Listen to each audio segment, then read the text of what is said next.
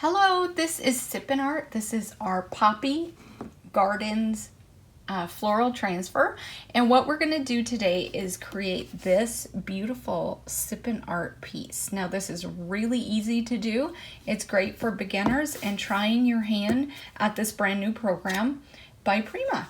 So what we're gonna start with is a watercolor panel, or you can also use a canvas. Now this is an 8x10, so an 8x10 should take about 30 minutes, 45 minutes if you're gonna be chatting and serve snacks.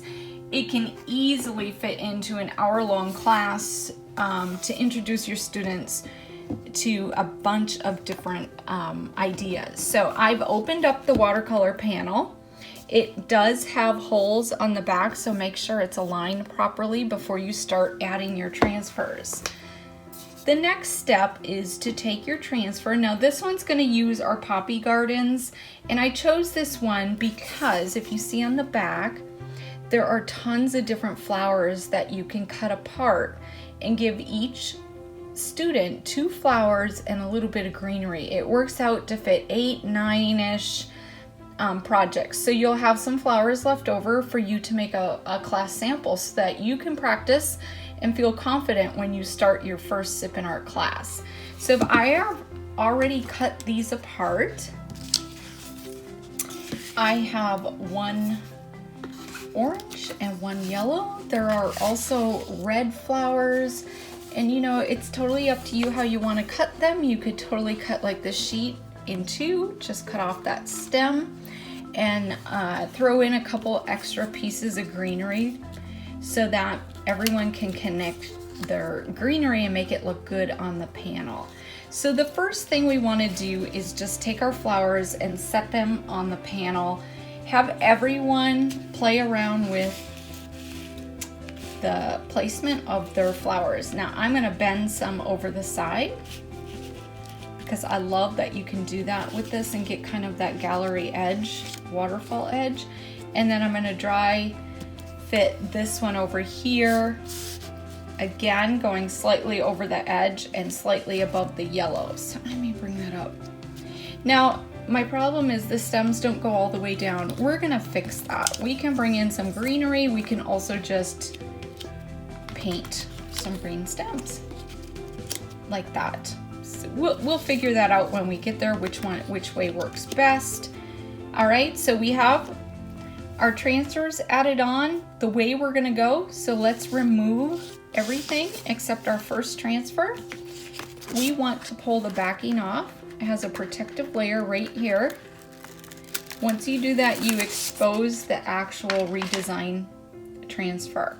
And once you set that down, it will be sticky. So make sure you like where you're putting it before you adhere it. So I'm gonna go slightly like right here. Press this down and then take your redesign with Prima stick. These are, they come in the tubes of the transfers. We also have a transfer tool, but for classes, the sticks work really, really well.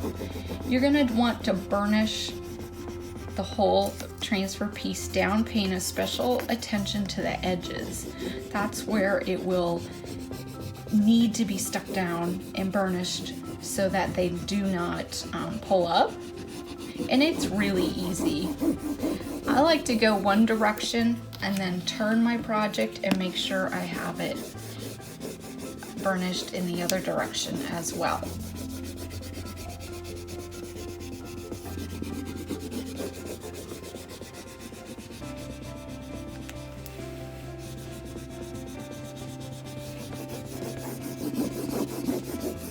You can always test for adhesion by pulling this slightly back. If your transfer is still stuck to the sheet, there's a little piece right there.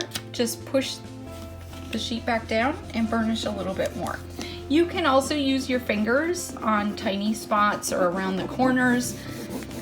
Anything really that applies pressure will work. So slowly peel that back. Just giving my edges a little bit of extra burnishing. Now, I don't want to peel this off because I need to do the side. So let's do that right now. Just push it over with your fingers.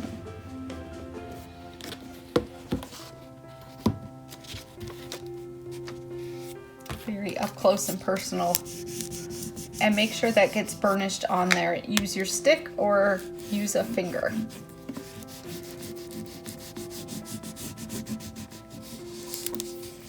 And then again, you're going to want to grab that edge of the paper and pull that up, and you'll see you got a really nice clean design. All right, so we're ready to start peeling the paper back now that we have the edge done. If you see anything that isn't stuck, just lay your paper back down.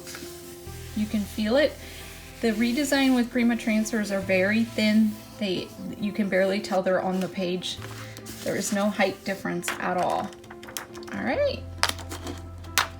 Step 1, adding your first flower. Now we're going to grab our second flower, our second poppy, and play around with the placement. Remember how you had it before. I want to overlap a little bit, and I also want to bend part of the poppy over, not very much. And these can be layered on top of each other, especially a darker one on top of a light. It will not affect what's underneath it at all. So let me go ahead and get this on here. Keeping in mind you have stems that you're going to want to connect up later with some greenery. So keep that in mind. I'm just going to set them kind of where the edge is so I know how much room I have to play with. All right, I think we're good right here. So again, we're going to peel off the back and then add the transfer on with our transfer stick.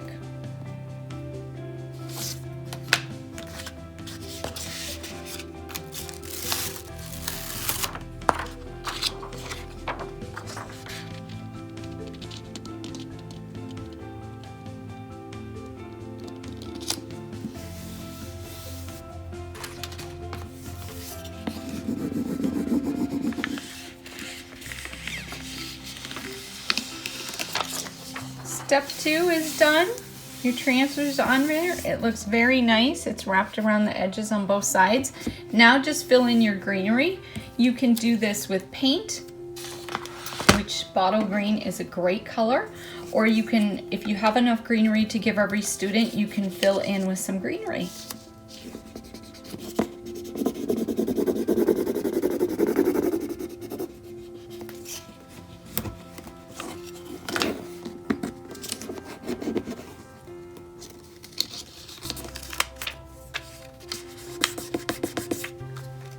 All right, your transfers are on, and now it is time to paint. Now it's time for the second part, and that is painting.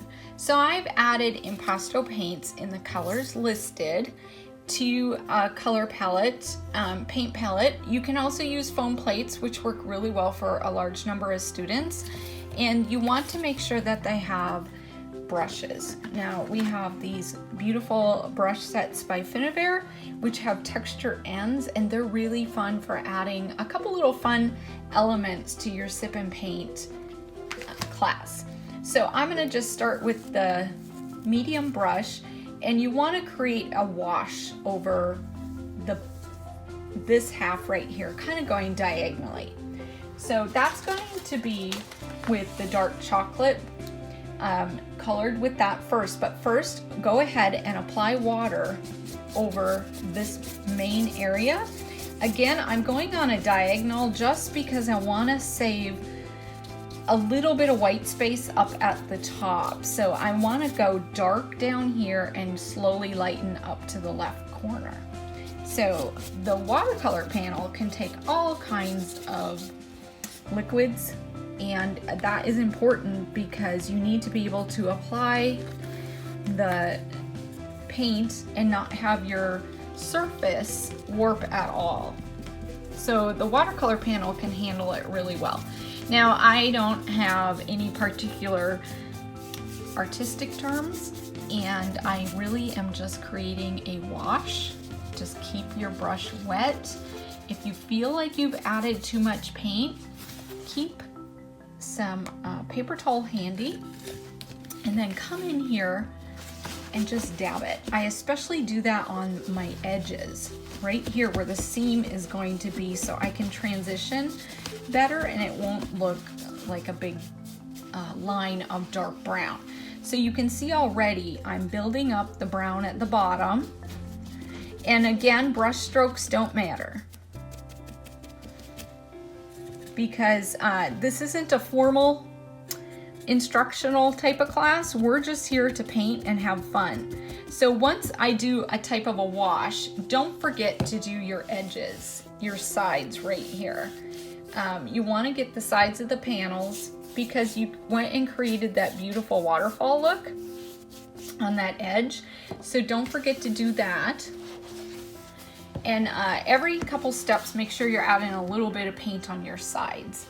So what I'm gonna do now is slowly go in and just pick up a little bit more brown.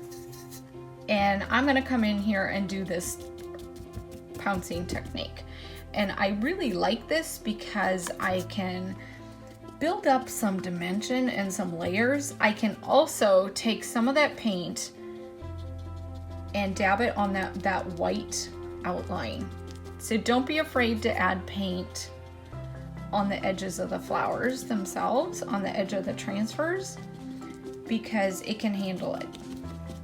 Again, I want to keep most of the darker brown down here and go lighter as I go up.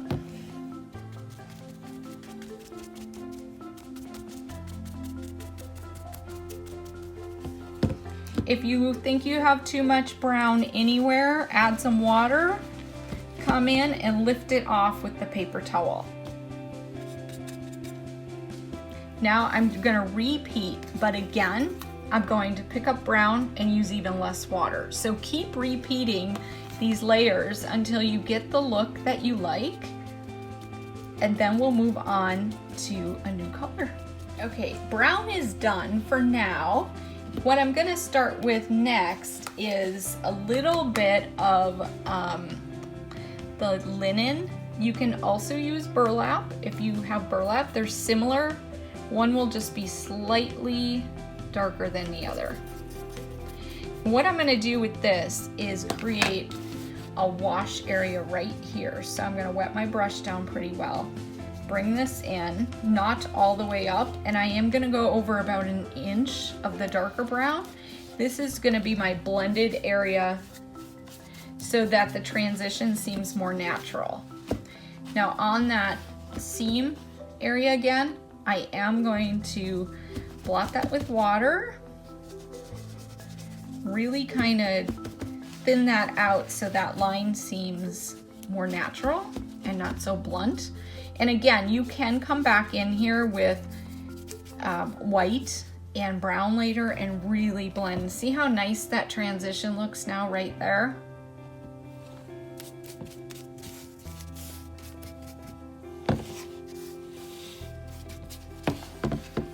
Okay, so the linen color is basically done. Now, if you want, you're more than welcome to come in and add a bit of dabbing with linen down on the lower part. All it will do is create more dimension visually, and it will add some interest and really pull these colors together. Dab off your extra paint on your edges. Make sure you're getting those painted as well, and you'll get a really, really nice finish.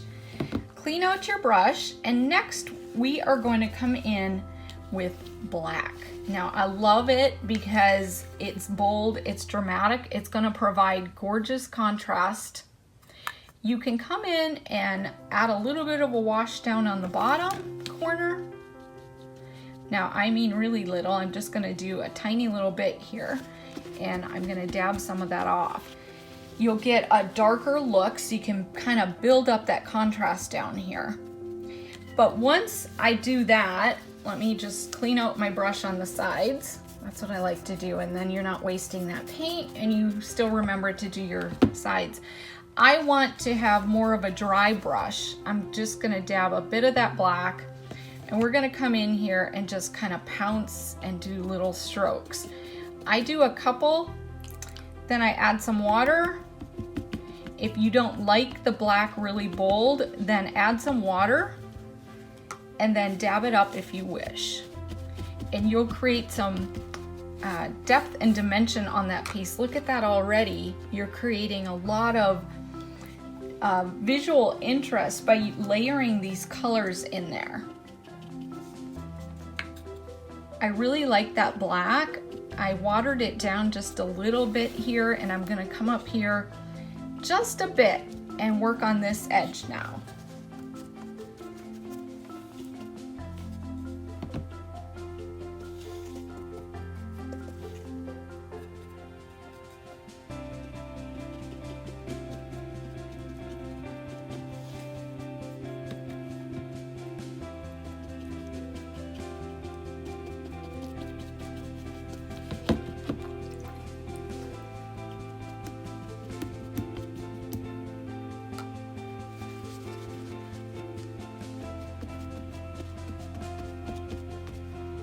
I really like how this looks right now with the black, so I am going to let this dry just a bit. And that is a concern. Sometimes your colors will start muddying if you don't let certain layers dry, so keep that in mind. So while that's drying, you can work on some of the edges, just dabbing out some extra paint here and there.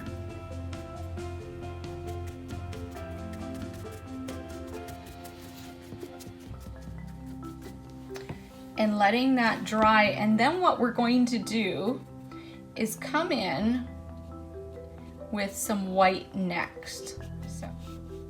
Okay, so I'm gonna mainly focus the white at this corner and slowly bring it down to this corner, and have a little bit of white in my palette here. I'm gonna bring it over to a mixing well. Now,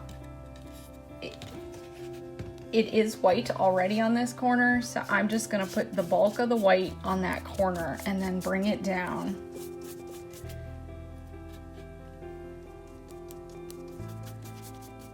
You're not going to see a huge difference just because the panel is already white, but once we start blending the tan and the white together, that's where you'll start seeing the white show up. And again, if you feel you got too much, dab it off. I kind of like the texture on that poppy from the white paint. And the white is very forgiving. I like to do bigger strokes with this. And once I have most of the paint off, my brush is getting drier. I'm gonna dab a little bit of that white, pick up some from the other piles that you kind of put down there, and just dab on and add some of these highlights to the flowers and around the edges of the petals, and pay attention to the centers as well. Now this will wipe off, so if you don't like it, go in there and wipe that off.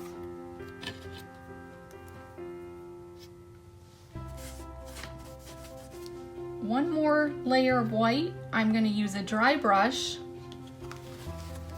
I'm going to wipe most of the paint off. Now, your canvas works better if it is dry at this point. That's where your snacks and your chatting with your students will come in handy, because you'll have a little bit more time in between each step when they're visiting and so forth. Now, you can also come in here at any point with your other edge of your paintbrushes, and this is really cool because you can come in here, pick up a little bit of paint, and you can always test this on the back if you're not sure what it's going to do. But what we're creating are some lines with the paint, and this is really cute on the centers of these flowers. You're gonna get a bit of a stroke and eyelash type of look. I love this. Again, take off what you don't like if you feel it's too much. And then I want to repeat that step with the black, because I feel like since the centers are black already, layering the black and the white is just gonna look so cool.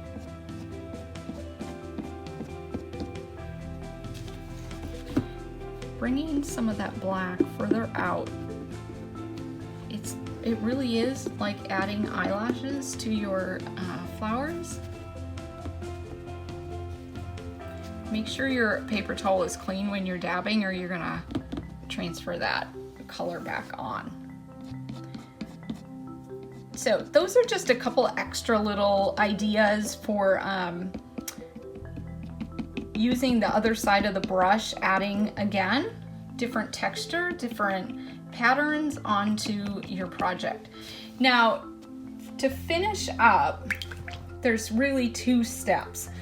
One is I did take the paint and add a bit more. Let me show you in the original. I came in and added some splatters. So thicker pieces of paint. It's not really painting, it was coming in and adding some texture. So you can do that with any of the colors that you wish. You do kind of want a drier brush for this. I wouldn't overthink it. I think it'll look gorgeous because eventually you are blending this in with some spatters. So let me get a little bit more white up here. It especially looks good when it is tone on tone, and I feel like that really adds some good touches. It blends the colors together, and you can repeat that for any of the colors that you want. Now what I'm going to do next is create a splatter, and then we will be done. So you want to thin out. I am going to start with the brown, so I'm going to take just a little bit of brown and a lot of water. Get that on your brush, and then take another brush and just tap. I am going to concentrate more of the brown down at the bottom, but I do want a little bit up at the top just for contrast. If you don't like some of the splatters, use your paper towel again and just dab a little bit of that up. I love that. Now we're gonna clean out the brush and we're gonna repeat it with the white paint. The two colors just add a lot of contrast that way. So I'm picking up the white, maybe a little bit more. You really want to thin it out. So if it's not spattering from your brush, your paint's just probably a little too thick. Pick it up, hold it over your project, and again use something heavy and get those spatters on there. Now on this one, I really want a couple up here on these flowers. Now I feel I got a little bit too much on that top flower, so what I'm going to do is just dab off a couple of them till you like it.